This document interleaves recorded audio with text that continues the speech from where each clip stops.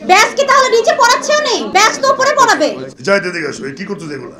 ভাই কি হইছে? আমাকে তুমি টাকা দিচ্ছ কেন? উনি এরকম জ্বরের তল দিয়ে আরেকটা হাত দিয়ে কিন্তু টাকা দিচ্ছে, তাহলে তার আরেকটা হাত কেন নিচে ছিল? তুমি তোমার দুহাই লাগে, তুমি এই ইলেকশন বাদ দিয়া তোমার এলাকায় তুমি এমপি ইলেকশন করো। তুমি যে চিটিং শিখছো, তো আমাদের শিল্পীকে তুমি নষ্ট করো না। গুগল পে শুনছে ওরা হাইসা আমার জড়ায় ধরে নিয়ে পিছনে নিয়ে গেছে। ভাই আর বললেন না, কেউ দরকার না, আমি আর করবো না।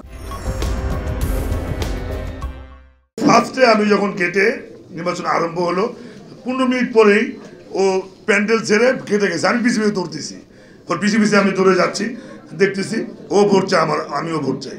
তা আমি ওর পিছে মিনিমাম 15 হাত পিছে যখন আসি, ও চাদর তখন ছিল সাদা চাদর ওর গায়ে, প্রথম সাদা চাদর দিয়ে ও ঢুকছে।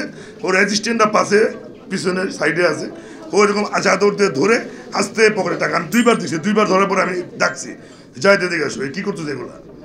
ভাই কি হয়েছে? আমাকে তুমি টাকা দিচ্ছ কেন?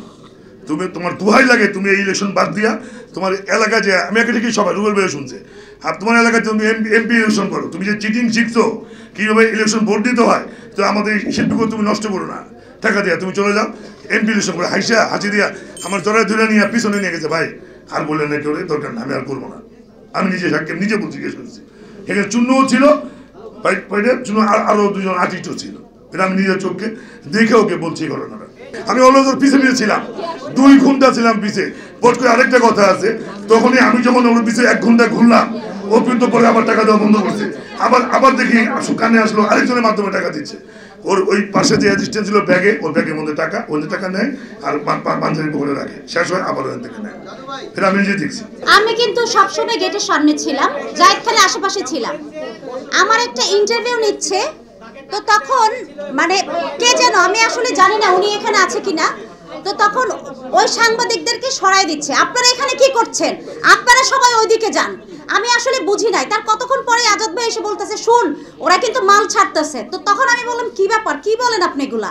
তো তখন দেখি বড় একটা চাদর পরে পকেট থেকে ভোটারদের এরকম ধরে ধরে উনি টাকা দিচ্ছে। এটা আমরা নিজেরা চোখে দেখেছি।